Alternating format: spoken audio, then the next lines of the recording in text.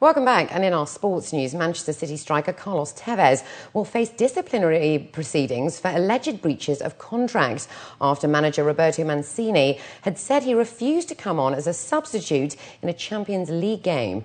Tevez was suspended last month while the club investigated his conduct in the match at Bayern Munich on September the 27th. According to Mancini, the Argentine international refused to come on during the 2-0 defeat. According to Mancini, he instructed Tevez to come off the bench with around 35 minutes of the game to go, and the player refused. The Italian had said Tevez was finished at City while he was manager. The Argentine has since said he was not asked to come on but to warm up, and he felt he had already warmed up sufficiently. His advisor Kia Joorabchian said last week that the striker was the victim of mistranslated comments and never refused to play against Bayern. Argentina's impressive opening qualifying victory over Chile last week was soon forgotten when the two-time World Cup winners were handed a humiliating 1-0 defeat by Venezuela. Venezuela, no longer the whipping boys of South American football, took their first ever points in 19 qualifiers against Argentina when central defender Fernando Amorbieta headed in the only goal just past the hour.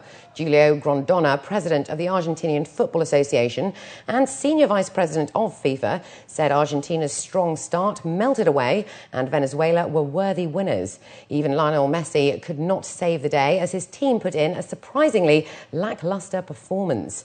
Meanwhile, Cesar Farias, Venezuela's coach, said his team had youth on its side.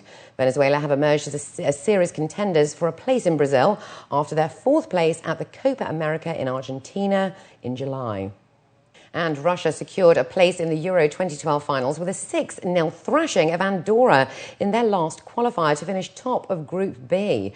Russia coach Dick Advocaat, who took over in 2010, said it was a very difficult qualifying campaign and praised his team for reaching the finals.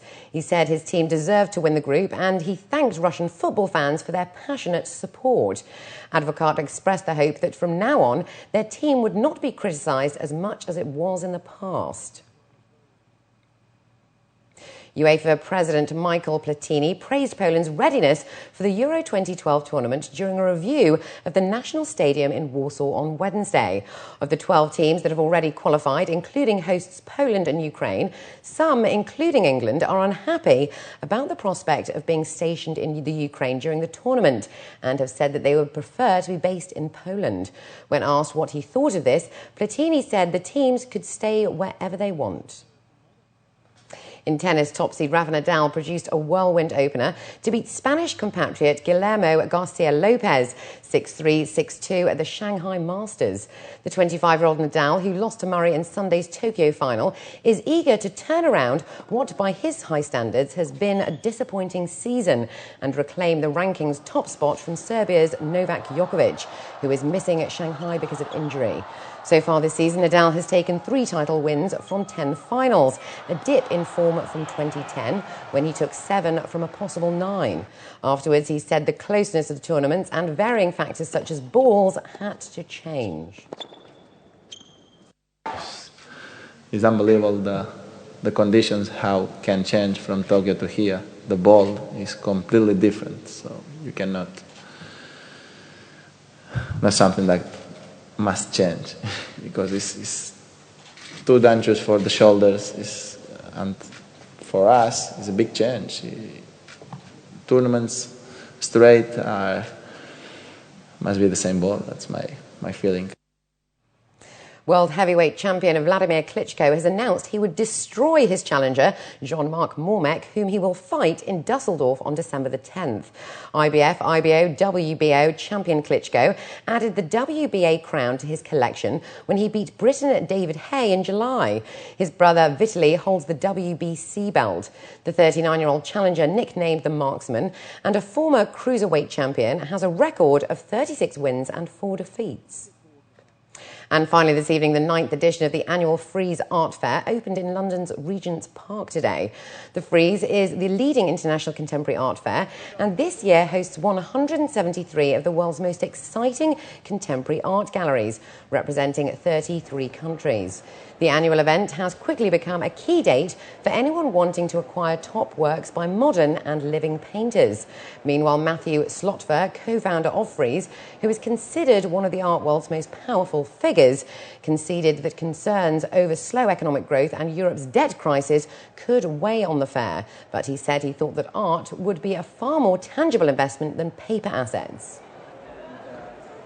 It's been a big trend over the last 40, 50 years, I would say, of interest in contemporary art. You look at the number of museums there are, the number of public that go, and the number of galleries and artists working.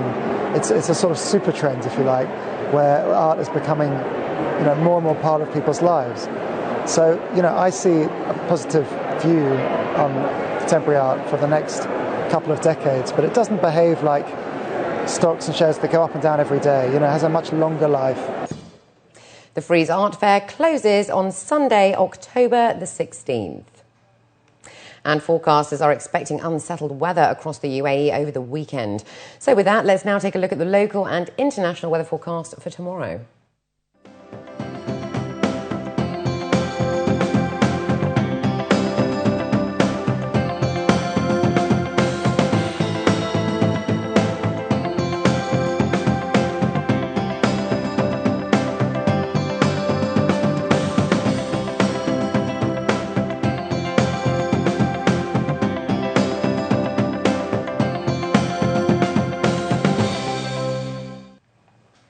And before we head out, here are the top stories again. Vice Chairman of the Dubai Supreme Council of Energy receives delegates from the British Embassy. Emirates to sponsor 204 million dirham cable car across London's River Thames. And earthquake rattles Indonesia's Bali and nearby islands.